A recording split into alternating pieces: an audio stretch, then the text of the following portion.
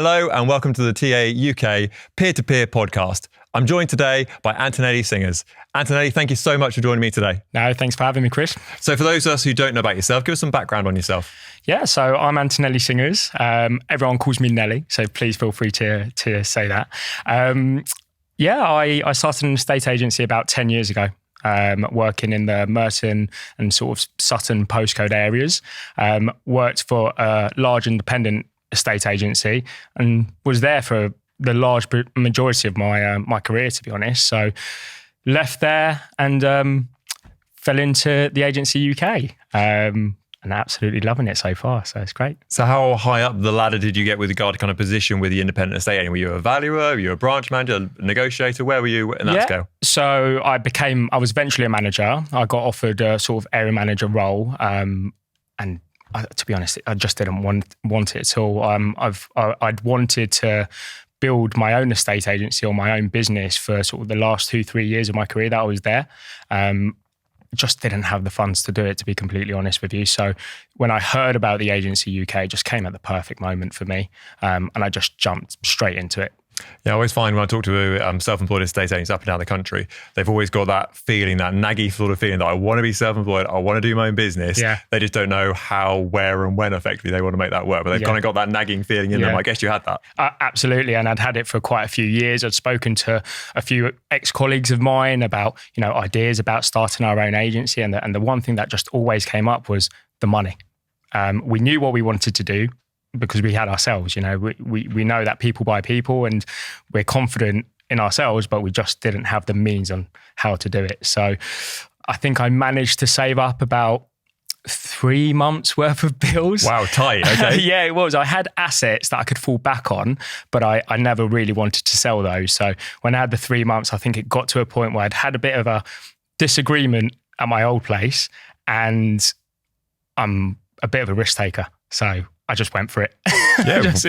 Literally, and I thought, you're still here. So. Yeah, still here. I thought, worst case scenario, I've got to sell everything else and I've got to keep on giving it a go. So I'd imagine one of the main differences going from a established independent estate agent is I imagine in that established business, the phone rang and people said, can I have a market appraisal for yourself? Yeah. So you go from that sort of world through to being a self-employed estate agent where no one knows who on earth you are and the phone doesn't ring in any way, shape or form. So talk me through the process you did to the beginning part of your business to kind of change that and make your phone start ringing. Yeah. So luckily, I had the postcode area in an area where I'd worked in previously for 10 years. So I was quite well known in that area. And ironically, I was doing your door knocking, I was doing all of that, but my phone rang and it was an old client of mine actually trying to track me down because I'd left the old business. And they said, Nelli, where have you gone? And sort of said, well, funny enough, I've started my own agency. He said, oh, okay, no worries. And I was like, no, well, let's talk about it. Done a valuation with him and we got it straight onto the market. So I was incredibly lucky to get something on immediately. And then that gave me the platform to go on and do your door knocking and, talking to local businesses, leaflet dropping in those local businesses as well, promoting their business to try and get some more business my way. And from there, it really just grew, to be honest. It was really, really good. So you mentioned there, obviously, promoting other local businesses. So talk me through in sort of a little more detail. How does that look? Do you just go to a business and go, you're a nice hairdresser, do you want to be on my YouTube channel? How's it work? So a little bit like that, to be completely honest. So I've been going to, for example, you mentioned hairdresser. So I've been going to a barber, the same barbers for the last 7 years. So they knew this was coming. So as soon as I had business cards, I went in there and I said, listen, guys, obviously you talk about all aspects of life when you're getting your haircut. So if anyone mentions that they're selling their property, would you mind plugging me, giving them my business card and just letting me know? When I first started, offered referral fees to them as well. So if anything successfully sold, would give them a percentage of the sale. And naturally doing that, but with other business as well, local opticians, anyone that's independent, because I was an independent business as well, it just seemed to work quite organically that way. And did you find that businesses were open to it? Did you have to kind of give them a bit of a hard sell and say this, or please help me out? Or were they quite open to the fact of referring it? Yeah, I think not many people like confrontation. So on the face value of it, a lot of people were really good and open to it. However, the amount of success I got from all of them was minimal. It was only a couple that I did get those leads from. And yeah, went from there. So talk me through the rest of the lead generation, because I'm sure you didn't put all your eggs in the one basket of the local barber having your business card. Yeah. So what were the individual bits of marketing you had deployed at any one time when you first launched your business? So your local sort of Facebook groups, so local Facebook groups, talking to people on my road specifically. As soon as I come out my door, sort of go around. I live in a cul-de-sac and just knocked on people's door, and I didn't want anyone's business necessarily because they weren't even on the market, but I was just telling them about myself opening a business, and if they ever wanted their property valued, give me a call. And then that spread into the postcode areas that I used to work in. And then I took that one step further with looking on your Rightmoves, looking on your Zooplas, and essentially looking at properties that have been on the market for 6 to 8 weeks, and then approaching those that have been on the market, and just simply saying, my name's Nelli. I'm an estate agent, have been in the area for many, many years. If you're, obviously you're on the market, how's that going? And what are you looking for? What's your onward purchase looking like? And talking to them about that stuff first before the sale of their property. So more focusing on their goal rather than their just current selling their property. Exactly. And knowing what you know now, looking back at when you first started, what would you do differently? That's an interesting question. To be completely honest, I wouldn't do much differently, to be honest. I think what I did worked. It's the basics of estate agency. It's the things you get taught, when you join your corporate agencies. It's being proactive in going out there and having those conversations with people, knocking on those doors and making connections with your local businesses. Do you think that some estate agents focus on the easier stuff in their business? So they might go, for example, I've got a YouTube channel and I post on social media 3 times a week, but strange enough, my phone's not ringing. Do you think lots of agents fall into the trap of focusing on sort of I wouldn't even say the easy wins, because they're not wins, they're just easy marketing in their business, without focusing on sort of the hard work stuff, which is the door knocking, the leaflet dropping, the withdrawn properties, all that sort of stuff? Yeah, well, I think we're saying that that's the hard work. I think that's actually the easy work. I think that's the basics. I think people forget the basics as they become more successful. And I've definitely been guilty of that myself. The more success I've had, the less time I've had to go and do the basics, the door knocking, the slogging the streets, the leaflet dropping. And then I'm wondering why my phone isn't ringing for the next valuation. So actually, when you scale it back and you just do the basics right, all of a sudden you start to get more success again.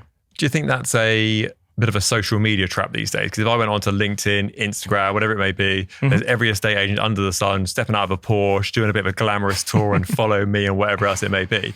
Do people look at that and go, wow, that's clearly working for them, so therefore that's what I should be doing? Yeah. When really, that person's probably on chapter 20 and they've done all the jobs that you're about to do, and they've got to that stage, but you're at chapter 1 and you're looking at them going, actually, I'm just going to do that. Yeah. I think, funny enough, on the way up here, I was talking to a colleague or another business partner within the agency, but we were saying it's just such a fine line, actually, by being an influencer on social media rather than being an actual estate agent. So you can sometimes get really disheartened by looking at what everyone else is doing and fall into that trap of, that's what I should be doing. But actually it's not. It's the basic stuff. It's the stuff that no one sees, that you don't necessarily put on social media, that gets that phone ringing. Massive believer in that. So talk me through your diary for the first, let's call it month or so, or first couple of months or so. How much time are you spending on lead generation per day? About 2 hours. Okay. There's only so much you can do. Yep. At the end of the day, you're joining a self-employed model.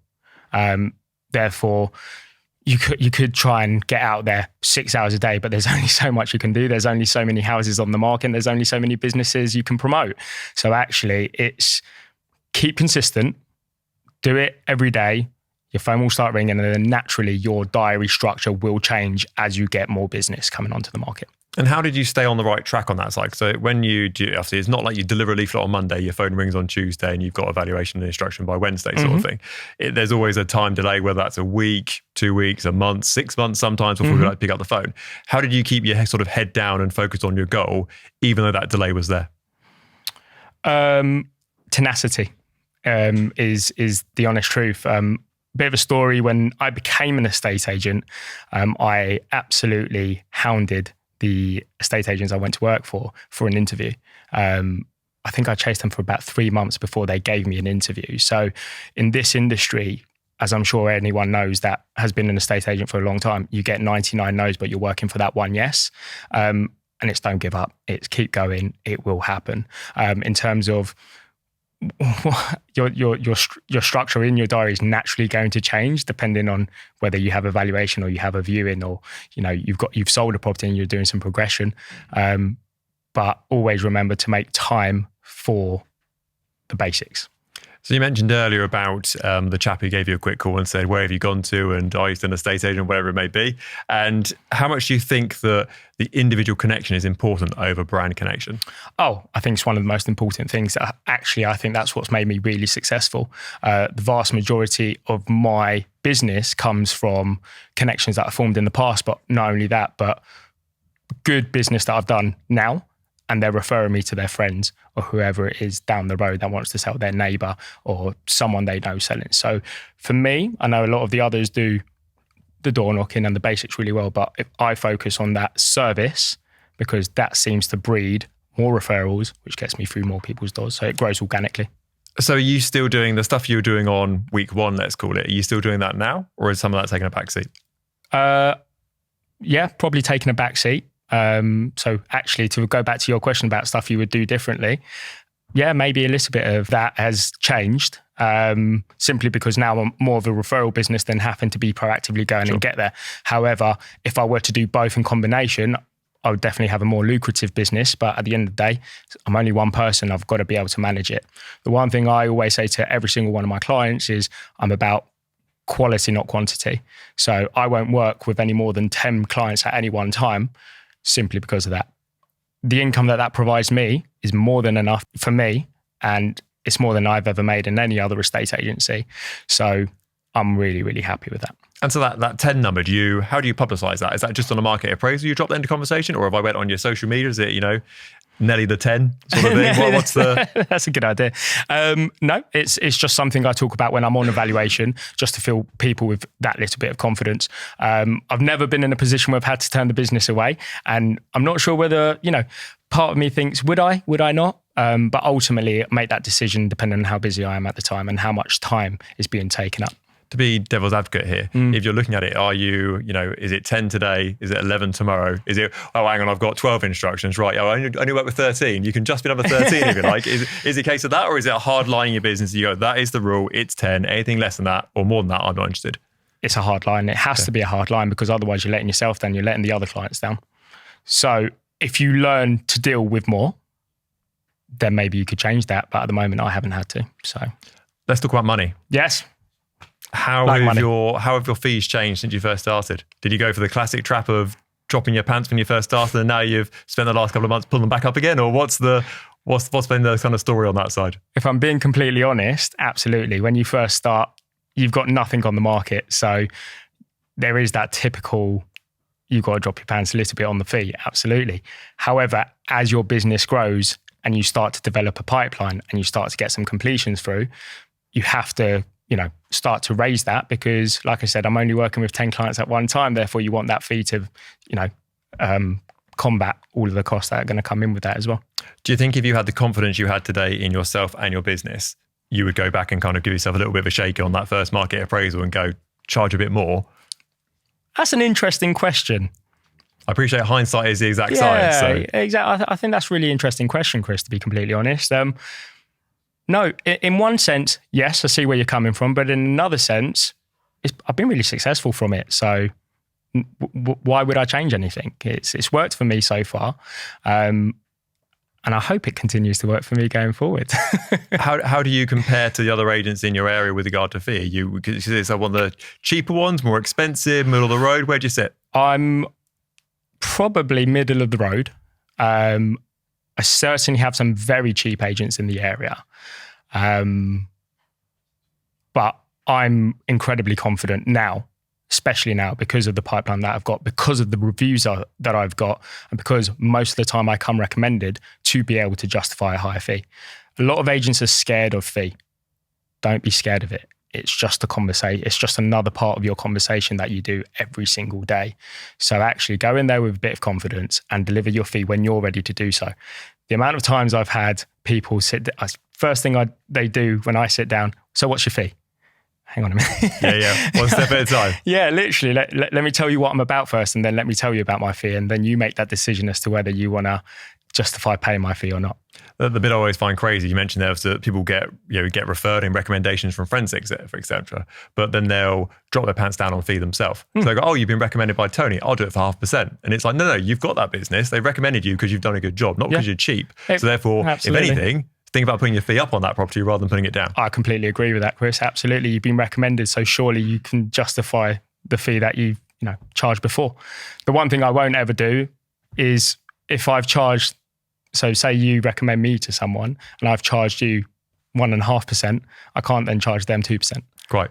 So you got to be fair and justify your fee in that way. And how do you see estate agency fees progressing in the future? I appreciate you haven't got a crystal ball. Do you think they're generally going up, or do you think they're generally going down? I think as property prices go up, I think it's easier to justify lower fees. So I think there is in some cases, in some areas, I think there is a bit of a race to the bottom in fee. It's just a shame it's not a race to the top, because actually the work we do is, we work for 3 to 6 months on one transaction. So when you break it down and pound per, how much you're being paid per hour, sometimes it can be lower than if you were to be working in McDonald's or, any supermarket. So actually, I hope that it starts to go up. Looking at the industry in other countries, I think we're actually one of the lowest in the world, not just Europe, but in the world. I'm from Spain, and I think the average fee in Spain is 5%. So I get... Wait, what are you doing over here? You should be I know, yeah. That's the plan. Hopefully I can do both. That would be, that's the dream. So imagine you're valuing my property at the moment, and I'm saying to you, I've had loads of other estate agents around, and they're all saying to me they can do it for 0.5%. And in comes Nelli, and he says, I'll do it for 1%, 1.25%, whatever it may be. What is sort of your go-to to sort of, I would say justify your fee, but sort of show your value effectively? It's the whole process. It starts from when you book that valuation, hand delivering the confirmation letter. Well, that's something of the past. It's now all via email, to be fair. Telling them about yourself, delivering them a pre-comp, a preload of comparables, and then going on there and actually talking to them and listening to what they're saying, and offering their service around them. It's tailoring your service to them. And most of the time, a lot of estate agents don't even, listen to what is that they're being told. They're just there because they've got a script and they just want to reel off that script as quickly as possible. But actually, if you just listen to what the others, what your sellers want, 9 times out of 10, they'll pay your fee because you've actually listened. Would you say that's a big difference between a self-employed business owner and a lister in whatever national company it might be effectively, that they're just there to go, right, this is the instruction, that is my goal, I need to get 10 instructions this month on the market, high five my boss sort of thing on the next month, whereas you as a business owner think, actually, if I don't find these guys at home and it doesn't sell through me, then I'm doing all this work for nothing. Yeah, absolutely that. I think there's so much more to it, isn't there, to justify your fee is if you don't sell their property, you don't get paid. It's not just another target that they're looking to, if it's another agent, they're targeted. So they don't get paid their commission unless they hit 10 instructions for the month. However, if it's yourself, you don't get paid your commission unless you sell their house. And I think that's actually one line that resonates really well with all of the sellers that I go to see. So going back to when you first launched your business going self-employed, did you have a plan B? No. I backed myself. My plan B was to sell all of my assets and continue to try and do it. I'm the sort of person that if my back's up against the wall, I tend to perform best. So no, there was no out. It was, I'm going to die on this hill trying to make this work. Do you think that's the big difference between agents that make it work and don't make it work? Is that some agents will have a plan A and plan A and plan A, and that is it, and that is the way to go forward. Whereas other people will go, I'll do this for 6 months. If it doesn't work out, I'll go work at other estate agent. I think the agents that make it are the ones that are the harshest on themselves. Self-criticism, self-accountability. They're all the agents that will make it in this business model. If you're looking for an out, you're looking for an excuse, it's not an easy ride. It is hard. I would say that in this industry, in this specifically in the self-employed model, the highs are high, but the lows are incredibly low. And it does take a special kind of agent to pull themselves out of those troughs to get back into the peaks. So yeah, it's good. How do you manage the mental aspect of that? So I appreciate the high highs. Everyone can handle that. That's nice and easy. That's an easy Wednesday. But what about the low lows? What about when you get a fall through the day before exchange of contracts and you think, I'd almost spent that $5,000 that was going to come in tomorrow, sort of thing. Yeah. How do you handle those lows in your business? It's hard, Chris. I'm not going to lie. That part of the business is incredibly hard. The highs make it all worthwhile, but you've got an incredible support network around you. In terms of, I've got Steph that I can rely on. I've got Dan Woods that's works across the road from me. So I rely on those people to keep yourself mentally strong. Ultimately, you're not working in an office where you can hire 5 people as soon as you come in with an instruction. So relying on those people around you and creating a support network for yourself is essential, I think, to make it in the business. And of course, having a supportive family as well is always going to help you. Yeah, absolutely. I think it's really important to have that sort of support network around you. People you can just talk to and say, I've had a brilliant day today, or you'll phone them straight away and I've had a brilliant day today, guess what? But also to have the open conversation, say, I've actually had a bit of a rubbish day today, and this is why. There's nothing wrong with asking for a bit of help sometimes, and they're falling over themselves there to want to give it to you, as I do for them as well. So yeah, absolutely, it's essential. You're not... Being self-employed, a lot of people think that you're self-employed and that's it, there's no one around you. But I promise you, the people behind the scenes or your peers, they're all there and they all want to see you succeed. Well, that's the thing, isn't it? They all want the same thing for you. They want you to do really well, make loads of money, be successful. Yeah. That's what you want as well. Yeah. So you're all pulling in the same direction. Absolutely, 100%. Anthony, thank you so much for your time today. I really appreciate it. No, thank you for yours.